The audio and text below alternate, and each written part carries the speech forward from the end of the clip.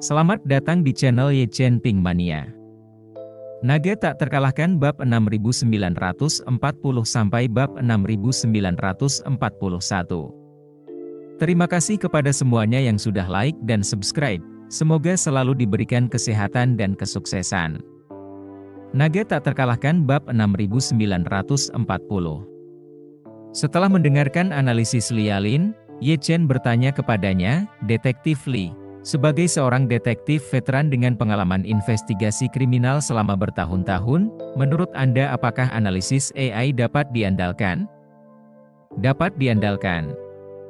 Lialin menganggukkan kepalanya, meskipun tidak memiliki bukti langsung untuk membuktikan bahwa ini adalah kediaman orang mati dari Broken Clearance Society. Ini menggunakan berbagai dimensi untuk membuktikan bahwa ada terlalu banyak kelainan di sini, dan target lain yang dicurigai mungkin hanya memiliki satu atau dua kelainan.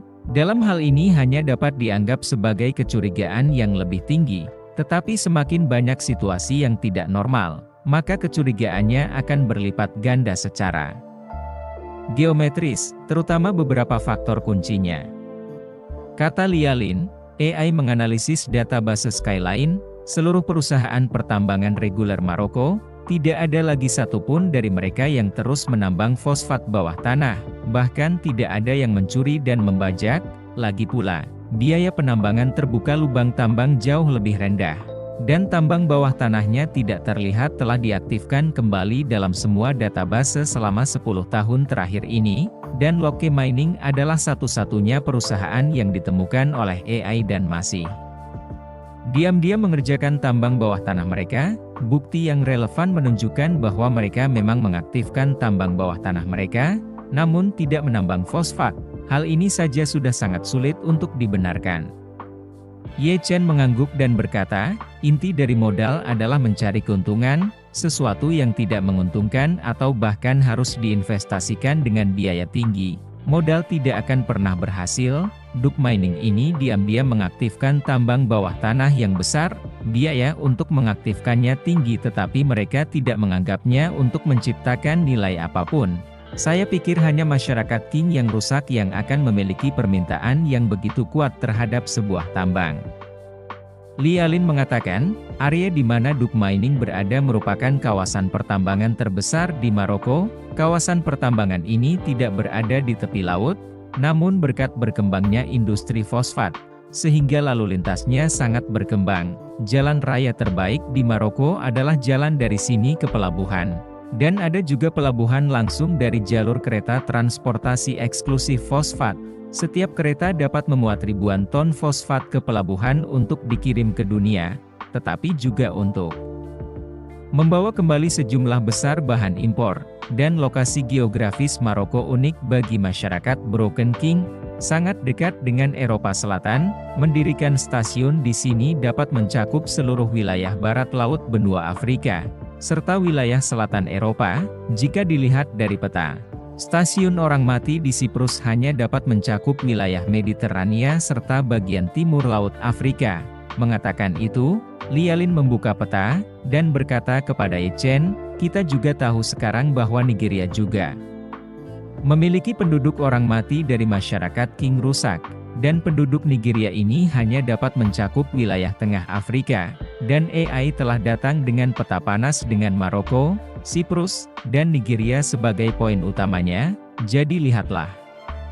Lialin mengetuk keyboard, dan 3 lingkaran merah muncul di peta dunia asli. Pusat dari 3 lingkaran merah ini adalah Maroko, Siprus, dan Nigeria, dan jari-jari ketiga lingkaran ini diubah menjadi jarak sebenarnya kira-kira sekitar 2000 km.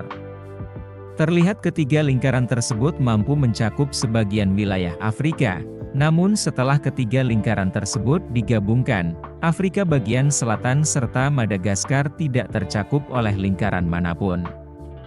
Lialin menunjuk ke bagian selatan Afrika dan berkata kepada Ye Chen, "Tuan Ye, dengan proyeksi AI, setidaknya masih ada satu lagi kediaman Deatman di bagian selatan Afrika, dan 2 negara dengan kemungkinan tertinggi adalah Afrika Selatan dan Mozambik.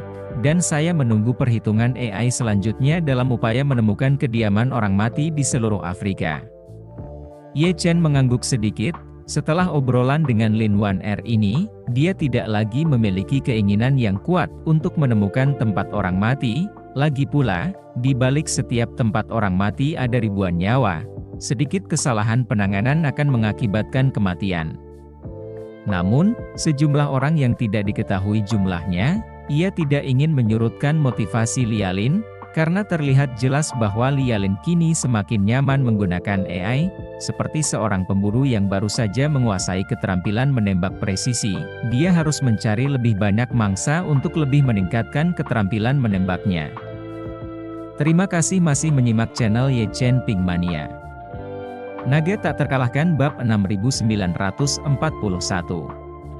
Tapi kabar baiknya adalah Lialin hanya bertanggung jawab menemukan mereka, bukan menghancurkannya, jadi Ye Chen tidak berniat membatalkan rencananya. Jadi, Ye Chen bertanya kepadanya, "Inspektur Li, jika saya ingin membawa beberapa ribu orang keluar dari tambang fosfat ini dan mengangkut mereka ke Suriah tanpa disadari, apakah Anda punya ide bagus?"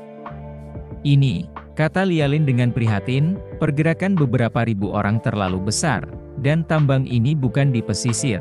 Jadi kecil kemungkinannya saya bisa tanpa meninggalkan petunjuk sama sekali." Mengatakan demikian, Lialin menambahkan, "Menurut saya, masalah ini memang sangat sulit, dan kemungkinan besar kereta api adalah satu-satunya metode.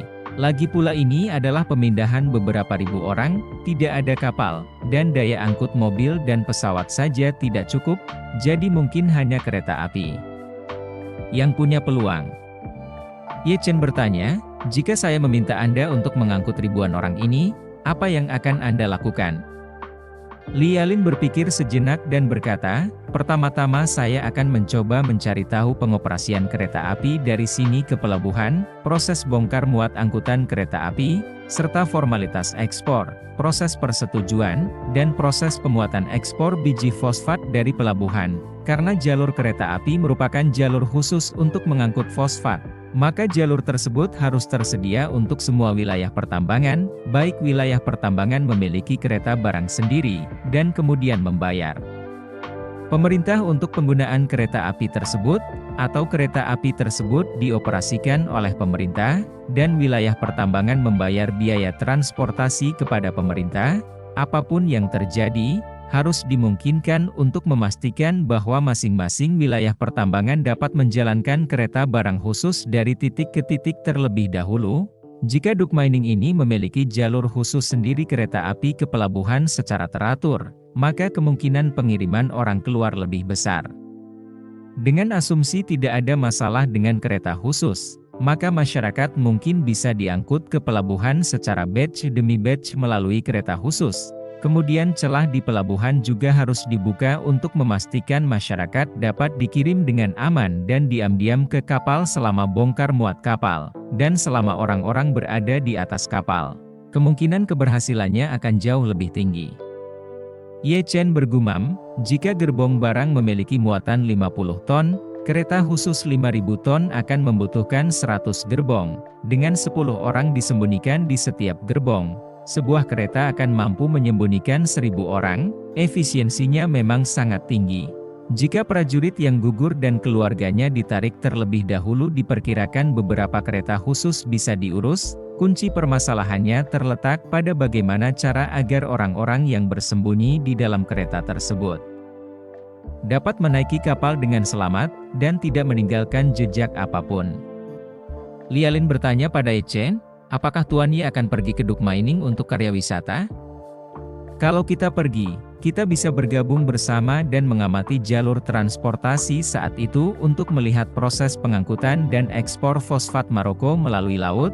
Hanya dengan melihatnya di darat kita akan punya kesempatan untuk menemukan celahnya." Ye Chen mengangguk dan berkata, "Karena kita bermaksud memberikan papan suara kepada masyarakat Qing yang rusak, maka Maroko pasti akan pergi. Sekarang masyarakat Qing yang rusak seharusnya tidak dapat membayangkan bahwa kami telah mengalihkan target kami ke Maroko. Kami bisa pergi ke sana untuk mengamati dengan cermat dan kemudian perlahan-lahan merumuskan rencana tindak lanjut." Setelah itu, Ye Chen berkata kepada Lialin, "Jika kamu pergi, Sebaiknya kita berdua pergi. Yang lain adalah kita berdua harus mengubah identitas kita untuk menyamar. Kita sekarang sudah mulai untuk memantau semua bandara di Nigeria, setelah tentara Maroko yang mati ditempatkan lagi. King yang rusak pasti akan menemukan semua video pengawasan di Maroko untuk dikeluarkan satu persatu.